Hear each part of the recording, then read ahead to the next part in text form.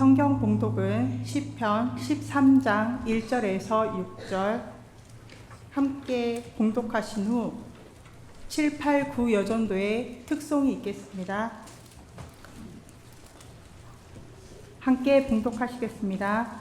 여호와여 어느 때까지이니까 나를 영원히 잊으셨나이까 주의 얼굴을 나에게서 어느 때까지 숨기시겠나이까 나의 영혼이 은빈하고 조물도록 마음에 근심하기 어느 때까지 하오며 내 원수가 나를 치며 자랑하기를 어느 때까지 하오리까 여호와여 내 하나님이여 나를 생각하사 응답하시고 나의 눈을 밝히소서 두렵건대 내가 사망의 잠을 잘까 하오며 두렵건대 나의 원수가 이르기를 내가 나를 이겼다 할까 하오며 내가 흔들릴 때에 나의 대적들이 기뻐할까 하나이다.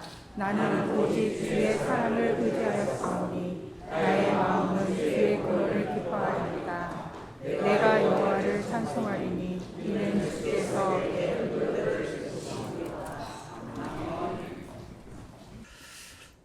반갑습니까? 너무너무 반갑습니다.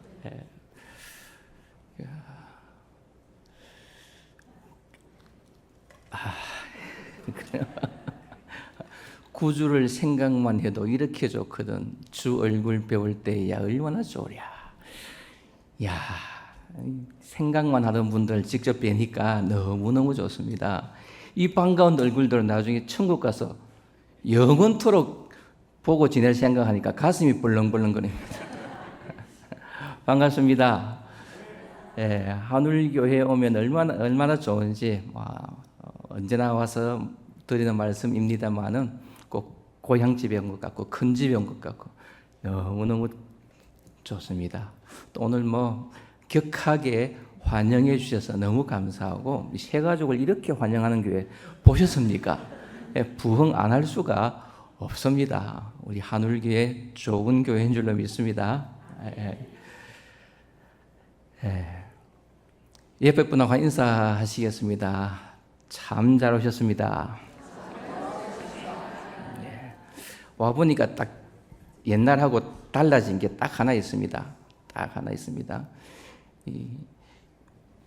여전도에 특송하는데 김명은 권사님이 이거 와야 되는데 저 뒤에 앉아있다는 게 이 옛날하고 좀 다르구나 그런 생각을 했습니다. 좀 벌써 뒤에 앉아있을 군복이 돼가지고 그거 하나 딱 달라진 것 같습니다. 예. 자, 오늘 말씀 시편 13편 가지고 기도의 단계라는 제목으로 함께 말씀을 나누어 보겠습니다. 자, 시편 13편은 다윗의 단식의 시라 그렇게 불리워집니다. 다윗이 아마 큰 어려움에 큰 고난에 빠진 것 같습니다. 자, 얼마나 큰 어려움에 빠졌는지 오늘 1, 2절 말씀 보시면 어느 때까지니까 어느 때까지 숨기시겠나이까 어느 때까지 하오며 어느 때까지 하리이까 어느 때까지 하겠습니까? 하나님, 내가 이런 큰 어려움 당했는데 이런 큰 고난을 당했는데 나를 도대체 어느 때까지 이대로 내버려 두시겠습니까? 어느 때까지라는 단어를 보았어도 다윗이 4번이나 반복해서 보는 말씀을 하고 있는 것을 보아서 아마 큰 어려움에 처했다 하는 것을 짐작할 수가 있습니다. 어느 때까지 계속해서 반복하고 있는 것이죠. 그리고 어느 때까지라는 말을 보아서도 아마 이 고난의 기간이 아주 오래되었다 하는 것을 짐작할 수가 있습니다. 그만큼 지금 다윗은 큰 어려움의 시간을 지나고 있다 하는 것이죠. 그러니 하나님, 내가 도대체 언제까지 어느 때까지 이 어려움을 당해야만 합니까? 나는 죽겠는데, 정말 죽겠는데 하나님은 보이지 아니하시고 하나님은 내 기도를 들어주시지 아니하고 하나님은 저 멀리 계시는 것처럼 보이는데 하나님, 도대체 이 고난이 어느 때까지입니까? 다윗이 지금 탄식을 하고 있는 것이죠. 이런 우리는 어떻습니까? 우리 인생을 살아오면서 이런 고난, 이런 단식이 없었습니까? 아마 모르긴 해도 뭐 크고 작을 뿐이지 모두가 다 이런 어려움이 있었을 것입니다. 하나님 앞에 탄식하는 그런 때도 있었고, 탄식이 원망으로 바뀌면서 하나님을 떠나버린, 내 마음이 하나님과 멀어진 그런 시간들도 있었을 것입니다. 우리 모두가 이런 고난의 때, 고난의 시간이 다 있었을 줄로 압니다. 자, 그렇다면 왜 나에게 이런 고난이 있는가 하는 것이죠. 하나님이 나를 사랑하시는 줄 아는데, 하나님이 나를 사랑하신다, 성경을 읽어보면 구구절절히 그렇게 말씀하시는데, 나를 사랑하신다면은 하나님이 나에게 이런 고난을 주실 이유가 있는가 하는 것이죠. 왜 사랑하신다고 하면서 이 고난을 주시는가 하는 것이죠. 보니까 안 믿는 사람은 고난도 없는 것 같고 잘 사는 것 같고 정말 행복해 보이는데, 나는 그래도 예수 믿는다고 열심히 교회 다녔고 봉사도 하고 나름대로 신앙생활 잘 했는데 왜 나에게는 이런 어려움, 이런 고난이 있는가 하는 것이죠. 하나님이 나를 사랑하지 않는 것인가? 하나님이 나를 버린 것인가? 아마 이런 생각도 들 수 있을 것입니다. 그러나 이런 분명한 것은 무엇입니까? 하나님이 나를 사랑하신다. 이 말씀은 진리입니다.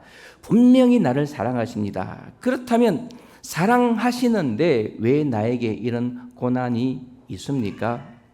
자, 이 물음에 대한 해답도 성경에 분명히 나타나 있습니다. 왜 고난을 나에게 주십니까? 고난이 나에게 유익이 되기 때문에 주신다. 그렇게 말씀하고 있습니다.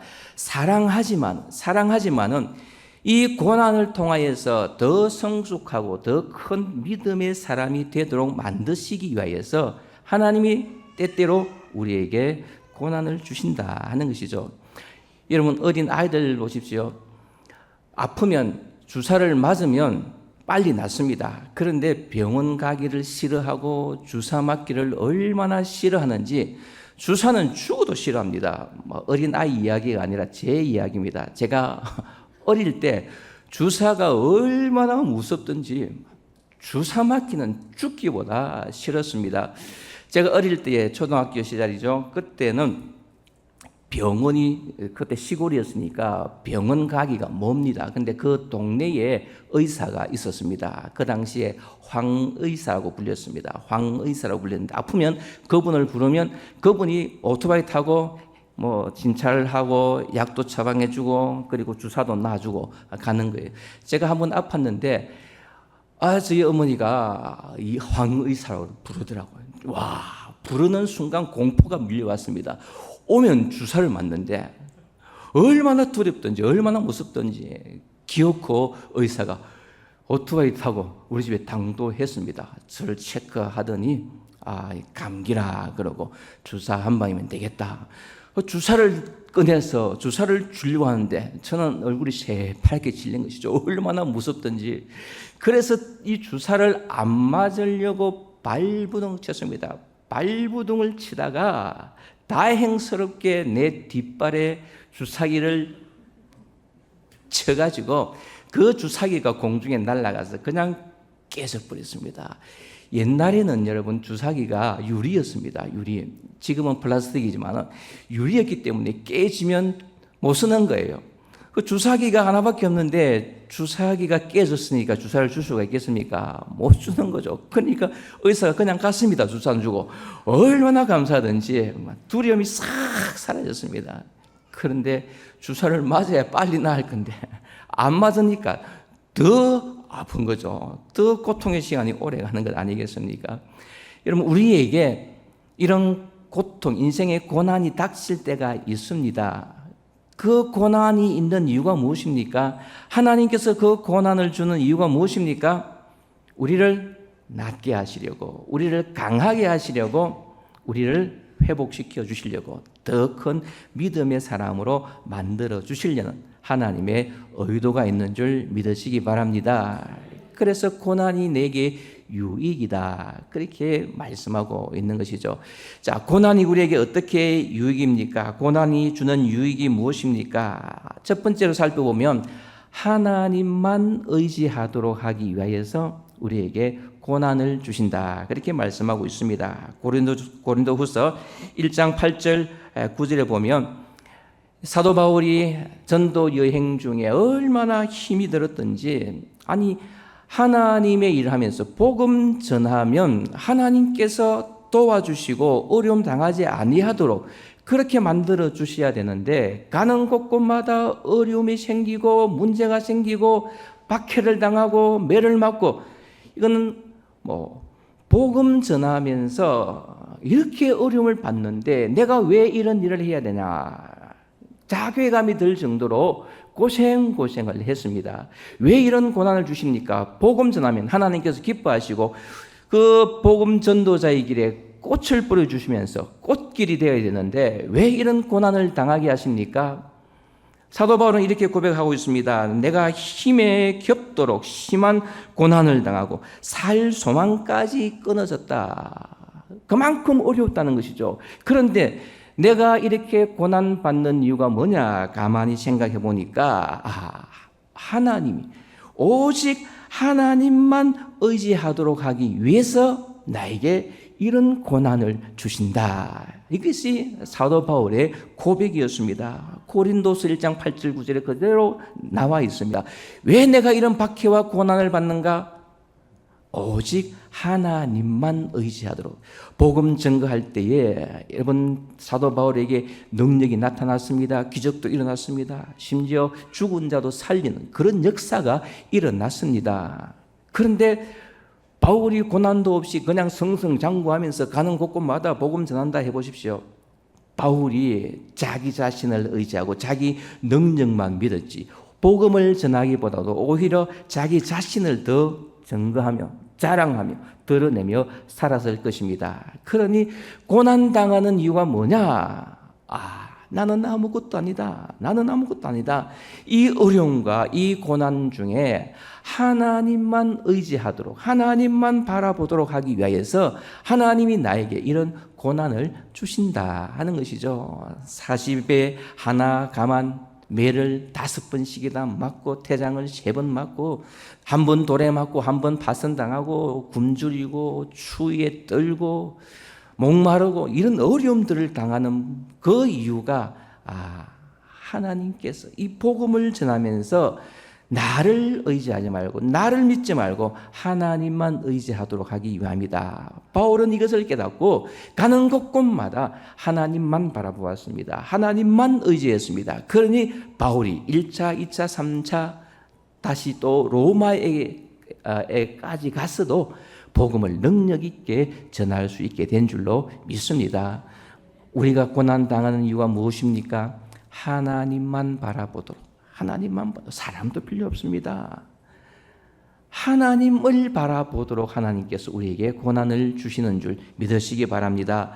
두 번째가 교만하지 못하도록 하기 위해서 우리에게 고난을 주신다 말씀하고 있습니다. 고린도후서 12장 7절 말씀 보시면 바울이 아시는 대로 육체에 가시가 있었습니다. 얼마나 힘들었든지, 무슨 질병인지 성경에는 정확하게 나와 있지만은 몸에 가시와 같은 질병이 있었습니다. 그러니 하나님, 이 질병을 고쳐 주옵소서, 낫게 해 주옵소서 3번씩이나 간구했지만은 하나님께서 주시는 응답은 무엇입니까? 내 은혜가 너에게 족하다. 내 은혜가 너에게 족하다.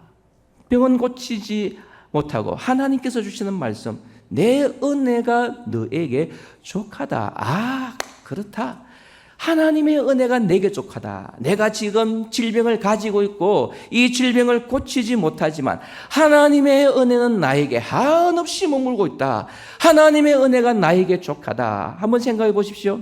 바울이 어떤 사람이었습니까? 많은 계시를 받은 사람이었습니다. 삼청천을 경험한 사람이었습니다. 그러니 사도 바울의 고백대로 여러 계시를 받은 것이 지극히 크므로 내 육체에 가시를 주셨다. 왜? 내가 자고하지 아니하도록, 교만하지 아니하도록 하나님께서 나에게 육체에 가시를 주셨고, 이것을 없애달라고 3번씩이나 간구했지만 하나님께서는 내 은혜가 너에게 족하다. 이것으로 나에게 응답해 주시더라. 하나님의 은혜 속에 살라는 것이죠. 교만하지 말고 자고하지 말고 하나님의 은혜 가운데 살면서 감사하며 있는 그대로 하나님 앞에 감사하며 살아라 하는 것입니다. 만약에 바울의 육체의 질병을 고쳐 주었다면은 바울이 어떻게 하겠습니까? 남의 질병도 고치고 내 병도 고치고 못할 게 뭐가 있겠습니까? 신의 경지에 도달할 것 아니겠습니까? 비록 바울이 다른 사람의 질병은 고쳐줄지라도 자기 자신의 질병은 고치지 못하는 이 연약함. 하나님 내 질병도 좀 고쳐주셨으면 좋겠습니다. 아니다. 내 은혜로 너에게 충분하다. 내가 주는 은혜로 너에겐 충분하다. 그것 있으면 더욱더 나를 바라보고 네가 겸손해질 뿐이지 하등의 문제가 일어나지 않는다. 그러니 내가 주는 그 은혜 속에 살아라. 그렇습니다. 하나님의 은혜가 족합니다. 바울은 겸손하면서 교만하지 아니하고 여전히 겸손한 자세로 하나님의 일에 수종될 수 있었습니다. 세 번째가 하나님의 계명을 지키게 하기 위함이다. 시편 119편 67절이죠. 시편 119편 67절 보면 고난 당하기 전에는 내가 그릇 행하였더니 이제는 주의 말씀을 지키나이다.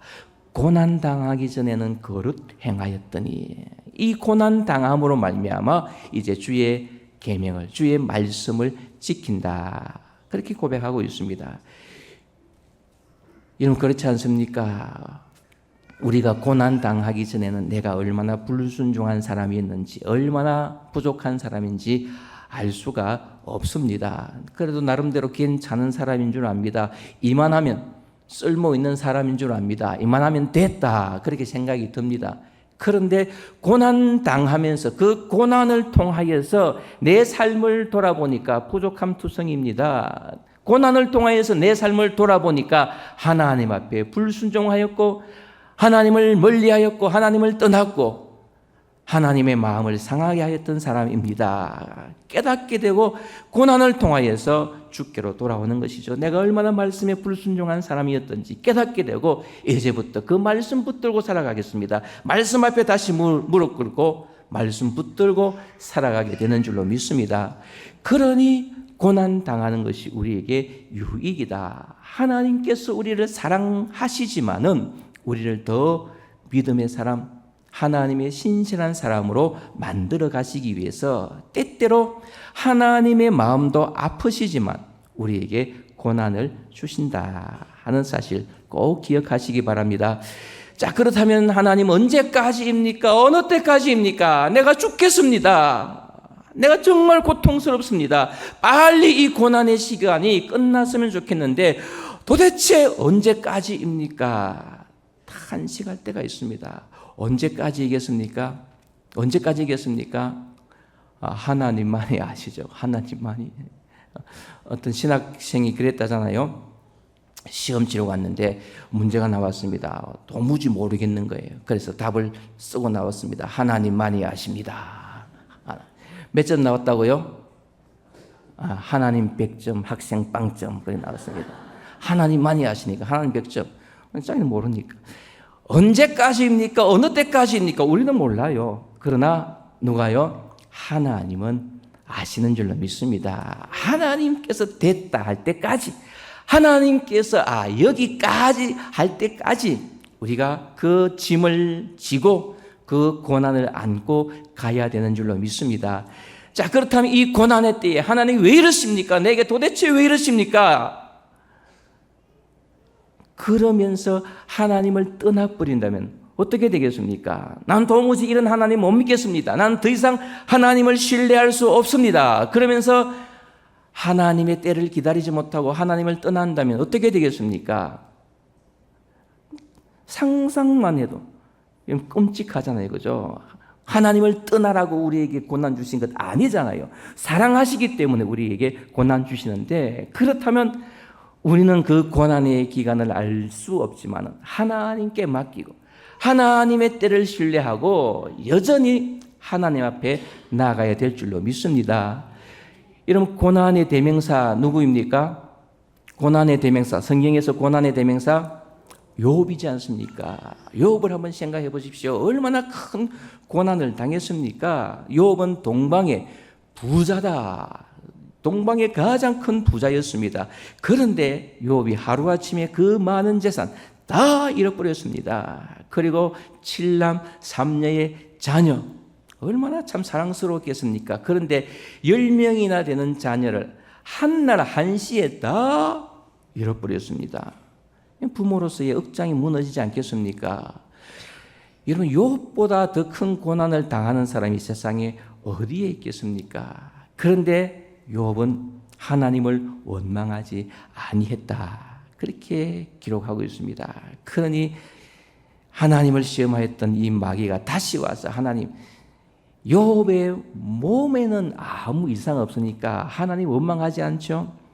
욥을 한번 쳐보십시오. 그러면 욥이 분명히 하나님을 원망할 것입니다. 그래, 그러면 욥의 생명에는 손대지 말고 한번 해봐라.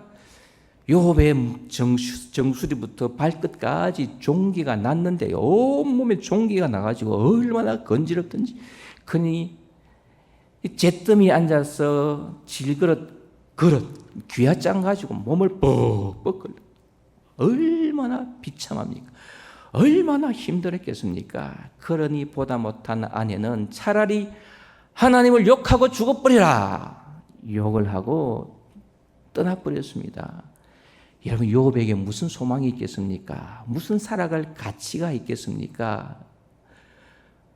그러나 욥은 어떻게 했습니까? 욥은 하나님을 원망하지 아니했습니다. 어떻게 했습니까? 그 모든 고통, 그 모든 고난을 가지고 하나님께 나아갔던 것이죠. 욥기 23편에 보면요, 이런 말씀이 있습니다. 오늘도 내게 반항하는 마음과 근심이 있나니 내가 받는 재앙이 탄식보다 무거움이라. 재앙이 탄식보다 무겁다고 그랬습니다. 내가 어찌하면 하나님을 발견하고 그의 처소에 나아가랴. 어찌하면 그 앞에서 내가 호소하며 변론할 말을 내 입에 채우고 내게 대답하시는 말씀을 내가 알며 내게 이르시는 것을 내가 깨달으랴. 내가 왜 이런 고난을 당하는지, 왜 이런 어려움을 당하는지 좀 알고 싶다. 하나님께 좀 물어보고 싶다. 하나님과 변론하고 싶다. 그런데 하나님은 아니 계시고 하나님은 보이지 아니하고 하나님이 나에게 말씀을 해주시면 시원할 것 같은데 말씀은 안 해주시고 침묵으로 일관하신다 하는 것이죠. 그러니 욥이 얼마나 답답하겠습니까? 내가 앞으로 가도 하나님이 보이지 아니하고 뒤로 가도 만날 수가 없고 옆에서 일하시나 배울 수가 없고 오른쪽으로 돌이키시나 내가 만날 수가 없다. 동서남북 양사방을 둘러봐도 하나님이 안 보인다는 거예요. 답답해 죽겠습니다. 하나님 어떻게 해야 되겠습니까? 그런 답답함과 그런 고통과 고난 가운데 우리가 잘 아는 대로 욥은 어떻게 고백하고 있습니까? 그러나 내가 가는 길을 그가 아시나니 그가 나를 단련하신 후에는 내가 순금같이 되어 나오리라. 아멘. 그러나 내가 가는 길을 그가 아시나니 나는 모르지만은 하나님은 아십니다. 어느 때까지 이런 고통을 내가 당할는지 나는 알 수가 없지만은 하나님은 아십니다. 하나님은 아십니다. 내가 이 길을 걸어간 다음에 나를 단련하신 다음에 내가 순금같이 되어 나올 것입니다. 이 고백이 있었습니다. 이 믿음이 있었습니다. 그는 뜻이 일정하시나니 누가 능히 돌이키라. 그런즉 내게 작정하신 것을 이루실 것이라. 이런 일이 그에게 많이 있느니라. 하나님이 내게 작정하신 것이 있고 이 작정하신 것을 이루시겠다는 것이죠. 하나님께서 이 작정하신 것을 이루시기 전까지는 내 고난이 그치지 않을 것이라는 것을 욥은 알았습니다. 그러나 하나님께서 작정하신 때가 있고 그 작정하신 때를 지나고 나면 내가 순금같이 되어 나올 것이라는 이 분명한 확신과 믿음이 있었습니다. 이 믿음이 귀한 것이죠. 이 믿음을 하나님께서 얼마나 기뻐하셨습니까?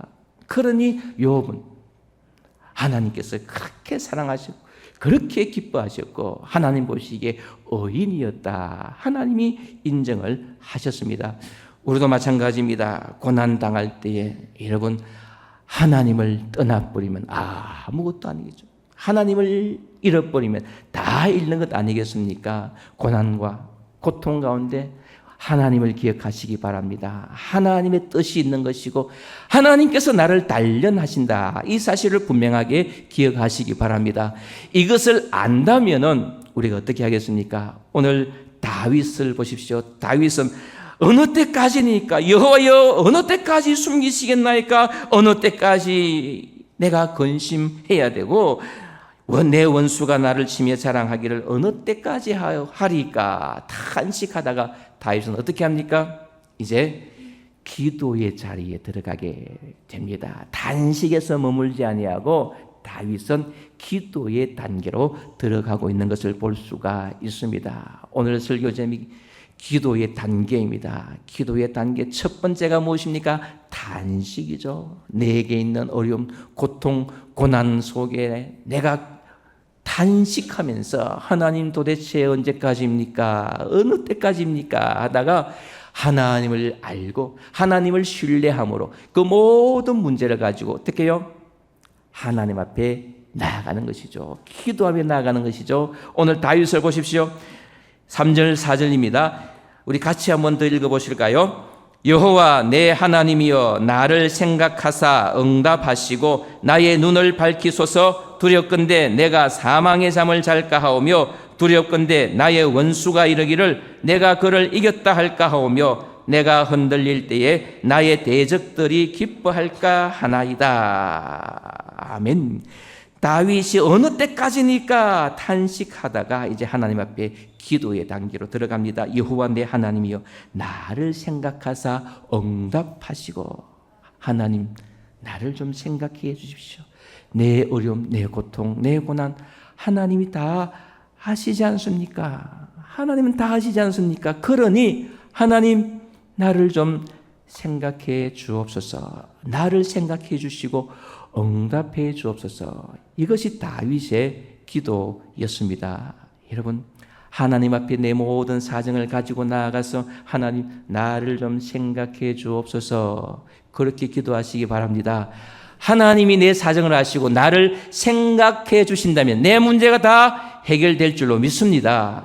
하나님이 생각해 주시는 것 이것만큼 귀하고 놀라운 것이 없습니다. 여러분 구약의 라헬을 한번 생각해 보십시오. 라헬 야곱의 둘째 아내 아닙니까? 야곱이 라헬을 사랑했는데 장인이었던 라반이 야곱을 속이고 첫째 딸 레아를 먼저 주면서 첫째 부인이 레아였고 두 번째 부인이 라헬이었습니다. 야곱이 라헬을 더 사랑했지만은 레아에게는 아들이 계속해서 생기는데 라헬에게는 아들이 없었습니다. 얼마나 답답하겠습니까? 언니에게서는 자꾸만 자식이 생겨서 6명이나 되는데 자기는 하나님께서 아들 하나 주시지 아니하더라. 답답했겠죠. 하나님이 왜 이러십니까? 나에게 왜 이러십니까? 나도 아들이 있었으면 좋겠습니다. 나도 자녀가 있었으면 좋겠습니다. 여러분 라헬이 얼마나 기도했겠습니까? 얼마나 기도했겠습니까? 자, 그런데 보십시오. 창세기 30장 22절 보시면요. 하나님이 라헬을 생각하신지라. 하나님이 라헬을 생각하신지라. 하나님이 그의 소원을 들으시고 그의 태를 여셨다. 이렇게 말씀하고 있습니다. 하나님이 라헬을 생각하신지라. 하나님이 그의 소원을 들으셨다. 라헬이 포기하지 아니하고 하나님 저에게도 자식을 주옵소서. 나에게도 자식이 있었으면 좋겠습니다. 하나님 앞에 얼마나 간구했겠습니까? 얼마나 기도했겠습니까? 그러니 하나님께서 라헬을 생각하시고 그의 소원을 들으시고 태의 문을 여시고 아들을 주셨습니다. 그 아들이 누구입니까? 요셉이죠. 그 아들이 보통 아들입니까? 이스라엘 백성들을 애굽의 손에서 구원해내도록 이스라엘 백성들이 흉년의 때에 다 애굽에 들어가서 거기서 큰 민족을 이루도록 해서 나중에 모세를 통하여서 그 민족이 가나안 땅으로 들어가도록 모든 여건을 다 만들었던 애굽의 총리였던 요셉이었습니다. 얼마나 귀한 아들입니까? 하나님이 생각하시니까 하나님께서 이스라엘 백성의 위대한 사람 요셉을 선물로 주시더라. 뿐만입니까? 여러분 한나를 아시지 않습니까? 한나도 마찬가지로 이 남편 엘가나의 사랑을 받았지만은 첩이었던 버닌나에게는 아들이 있는데 한나에게는 아들이 없었습니다. 얼마나 답답하겠습니까? 남편이 집을 비우고 나면 이 버닌나가 이 한나의 마음을 막 들끓게 하는데 얼마나 보고를 채우는지 괴로워서 견딜 수가 없습니다. 그러니 한나가 성소에 들어가서 기도하는 것이죠. 하나님 나에게도 아들을 주옵소서. 간절하게 기도합니다. 얼마나 간절하게 기도했는지 성소에 엘리 제사장이 보니까 웬 여인이 성소에 와서 기도하니까 뭐 중얼중얼 그렇게 기도하는데 마치 술 취한 여자로 그렇게 여길 정도로 한나가 간절하게 기도했습니다. 하나님께서 한나의 기도를 들으셨죠. 사무엘상 1장 19절을 보시면요, 여호와께서 그를 생각하신지라. 성소에서 기도하는 한나를 생각하시고 한나의 태문을 내시고 한나에게 아들을 주셨습니다. 그 아들이 누구입니까? 사무엘이죠. 이스라엘의 그 영적인 어둠의 시간, 사사시대, 하나님을 떠나서 자기 소견대로 옳은 대로, 자기 소견에 옳은 대로 살아가던 그 영적인 허감시대, 그 사사시대를 열었던, 하나님의 말씀으로, 빛 대신 말씀으로 열었던 위대한 지도자 사무엘이 한나를 통하여서 태어나더라 하는 것이죠. 하나님이 한나를 생각하시니까 하나님께서 이런 위대한 아들을 선물로 주시더라. 여러분 고난이 있습니까? 고통이 있습니까? 하나님께서 여러분들을 기도의 자리로 부르시는 때인 줄로 믿으시기 바랍니다. 그러니 그 고난을 가지고 하나님께 나아가서 기도하시기 바랍니다. 기도할 때에 하나님께서 우리의 기도를 들으시고 우리의 모든 형편과 사정을 다 생각하시고 하나님께서 우리에게 응답해 주시는 줄 믿으시기 바랍니다. 이 다윗을 보십시오. 다윗은 나를 생각하사 나의 눈을 밝히소서 두렵건대 내가 사망의 잠을 잘까 하오며 나의 눈을 밝히소서. 아마 다윗도 아마 지금 큰 질병을 가지고 있는 것 같습니다. 몸이 아플 때 눈부터 침침해지잖아요. 그죠? 그럼 나의 눈을 밝혀달라. 빨리 내가 건강해서 회복되었으면 좋겠습니다. 내 눈이 떠여졌으면 좋겠습니다. 두렵건대 내가 사망의 잠을 잘까 하오며 이 병 때문에 내가 죽을지도 모르겠습니다. 그러니 내 병을 고쳐 주옵소서. 이 기도 제목이 될 수도 있고 아니면 영적으로 하나님 내가 영안이 떠여지기를 원합니다. 더 큰 믿음의 사람이 되기를 원합니다. 영적으로 사망 선고를 받지 아니하도록 하나님 내 영혼을 붙들어 주옵소서. 이 기도가 되는 것이죠. 4절 보십시오. 4절 보시면요. 두렵건대 나의 원수가 이르기를 내가 그를 이겼다 할까 하며 내가 흔들릴 때에 나의 대적들이 기뻐할까 하나이다. 내가 이런 고난 때문에 이 어려움 때문에 내 원수들이 기뻐하고 내 원수들이 나를 이겼다 할까 내가 두렵습니다. 그러니 하나님 내가 당하는 이 고난을 좀 빨리 끝내 주십시오. 지금 그렇게 기도하는 것이죠. 이것 때문에 내가 시험 들어서 영적으로 망하지 않도록 하나님 내가 이 고난에서 더 이상 머물지 않도록 좀 도와주십시오. 그렇게 기도하는 것이죠. 한번 생각해 보십시오. 다윗이 하나님을 잘 섬겼지 않습니까? 하나님의 사람으로 하나님 앞에 온전한 예배를 드리고 제사를 드리고 하나님께서 보실 때 내 마음에 합한 사람이라 할 정도로 다윗은 하나님을 잘 섬겼던 사람이었습니다. 물론 실수할 때도 있지만은 전반적으로 하나님을 신실하게 섬겼던 사람이었습니다. 그런데 다윗이 이런 고난 당하니까 주변 사람들이 뭐라고 이야기하겠습니까? 저 봐라. 하나님 섬긴다더니 별 수 없네. 하나님 잘 섬긴다더니 뭐 다윗도 별 수 없네. 그러면서 조롱하지 않겠습니까? 우리도 마찬가지 열심히 신앙생활하고 열심히 교회 다녔는데 주변에 믿지 않는 사람들이 오히려 더 잘 나가는 것 같고 더 잘 되는 것 같고 오히려 내가 어려움 당하니까 그들이 우리를 향해서 저 봐라 교회 다니도 별 수 없네 열심히 신앙생활 하더만은 어려움 당하고 내보다 못하네 하나님 저 그런 말 듣기 싫습니다. 내 원수들이 그렇게 조롱하는 거 내가 듣기 싫습니다. 하나님 그러니 속히 이 고난에서 내가 나가도록 도와주십시오. 이 고난을 그치게 해 주십시오. 다윗의 기도가 그것이죠. 내가 이 고난 때문에 영적으로 시험 들지 않도록 하나님 제발 이 고난을 멈추게 해 주옵소서. 그렇게 기도하고 있습니다. 여러분 다윗이 탄식 속에 지금 기도의 자리로 들어갑니다. 기도하다가 다윗은 마지막으로 어느 단계에 들어갑니까? 5절 6절 말씀이죠. 5절 6절 말씀 같이 읽겠습니다. 나는 오직 주의 사랑을 의지하여 싸우니 나의 마음은 주의 구원을 기뻐하리이다. 내가 여호와를 찬송하리니 이는 주께서 내게 언덕을 베푸심이로다. 아멘. 탄식하다가 하나님 어느 때까지입니까? 탄식하다가 그 모든 문제를 가지고 하나님 앞에 고스란히 기도하며 나아갑니다. 하나님 나를 생각해 주옵소서. 내 기도에 응답해 주옵소서. 기도하다가 어떻게 해요? 지금은 하나님 앞에 찬송하고 있는 것이죠. 내 마음은 주의 구원을 기뻐하리다. 내가 여호와를 찬송하리니. 아멘. 이런 보십시오. 다윗의 환경은 지금 달라진 게 있습니까? 다윗의 환경이 변했습니까? 여전히 그 자리입니다. 하나님 앞에 단식하던 그 자리입니다.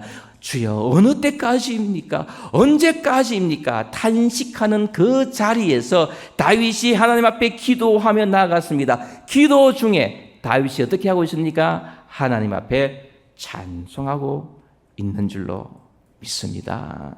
이것이 다윗의 기도의 단계입니다. 단식하다가 하나님 앞에 기도하다가 기도하면서 아무것도 변하지 아니하였지만 다윗은 하나님 앞에 찬송하고 있습니다. 왜요?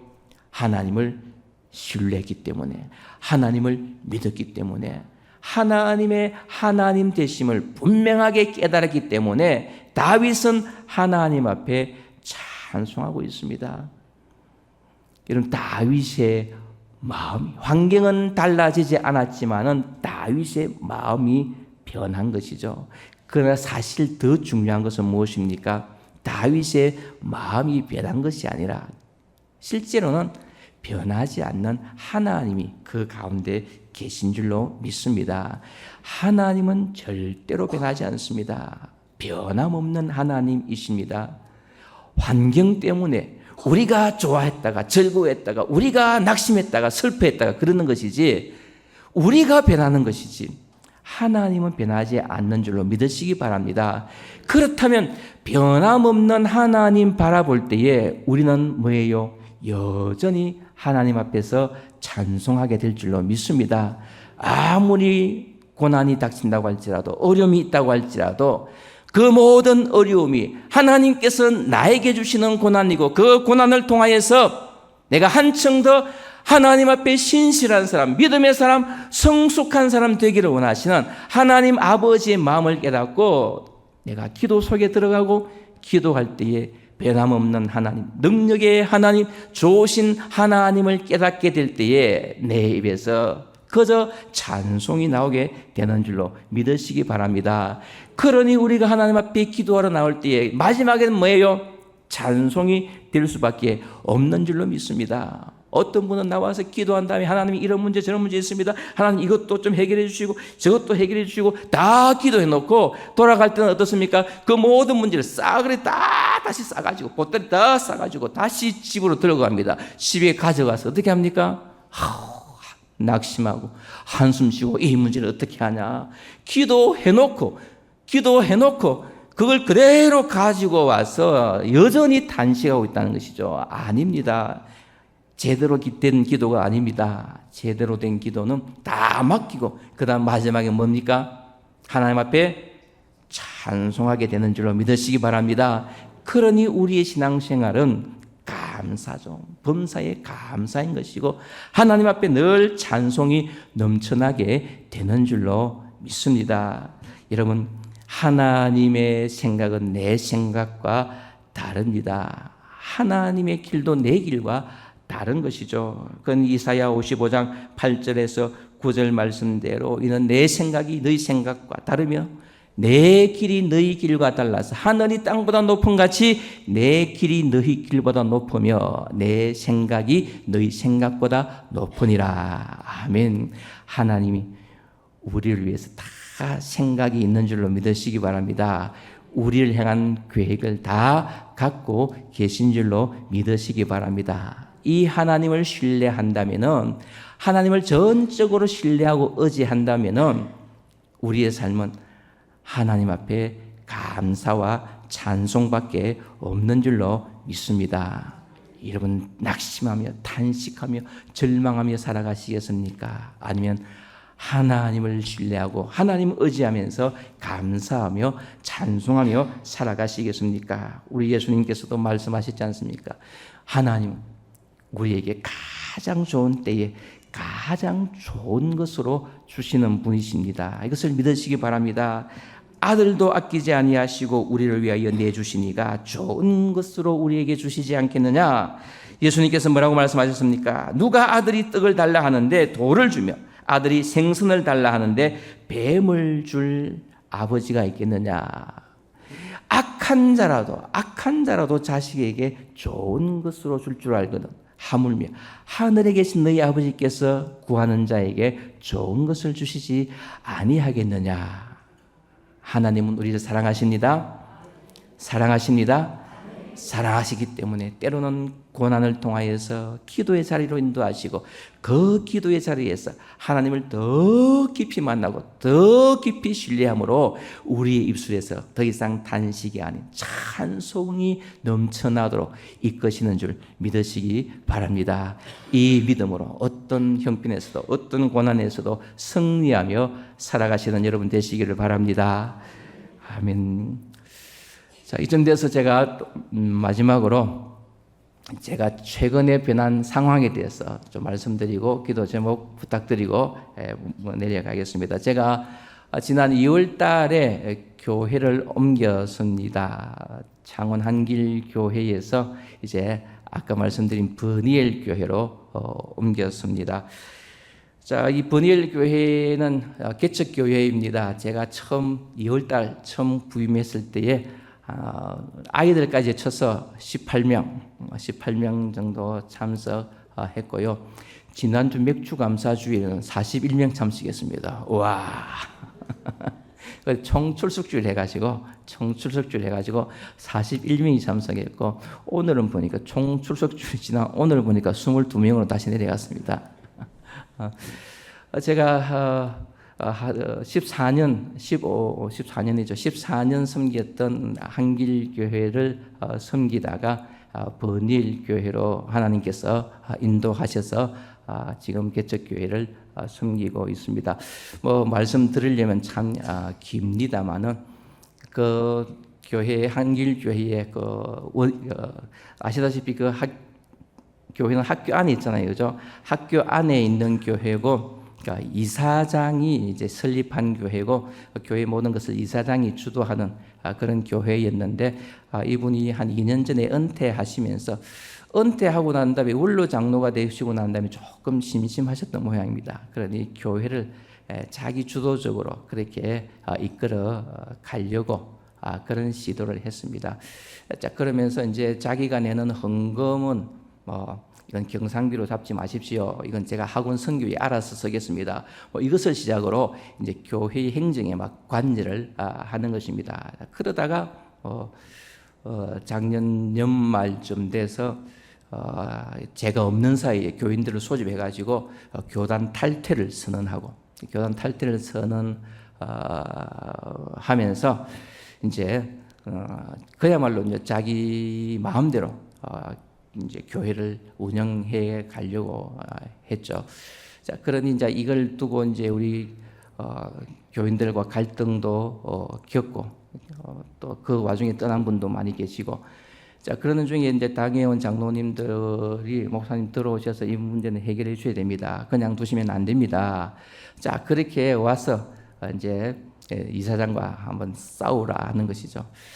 그런데 제가 들어가서 이제 싸우게 되면 그 교인들 대부분이 학교 교사들인데 이사장하고 목사하고 사이에서 굉장히 이제 곤란해질 것이고 또 싸우게 되면 교회가 또 어지럽고 시끄럽게 되고 제가 한울교에서 우리 목사님에게 배운 것이 교회의 제1은 화평이다. 그걸 배웠거든요.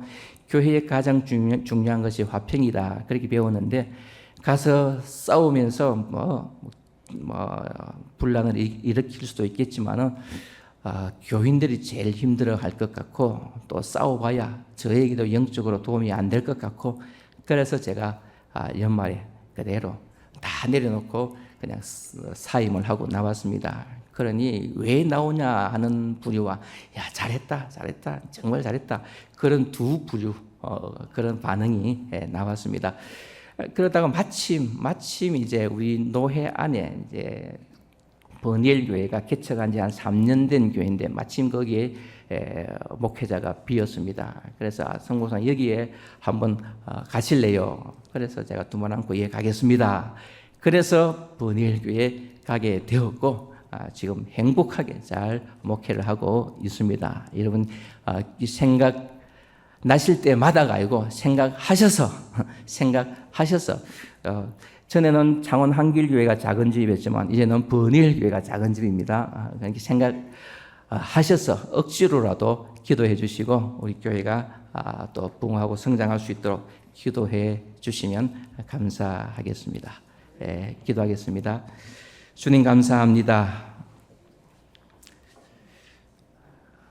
우리를 사랑해 주시고 하나님의 귀한 백성 삼아 주시고 하나님의 계획과 하나님의 섭리 가운데 우리의 길들을 인도해 주심을 감사드립니다. 우리가 살아가는 동안에 참 낙심되고 어려움을 당할 때도 있지만은 주님 그 모든 일들도 주님께서 인도하시는 선한 길이고 하나님께서 우리를 사랑하시는 거로 우리에게 그런 어려움과 고난을 주시는 줄로 믿습니다. 주님 낙심이 될지라도 주님께서 이끄시는 대로 기도의 자리에 들어가게 하시고 기도하는 가운데 하나님을 더 깊이 만남으로 하나님을 더 크게 노래하고 하나님께 감사하고 찬송하는 복된 인생이 되게 하여 주옵소서.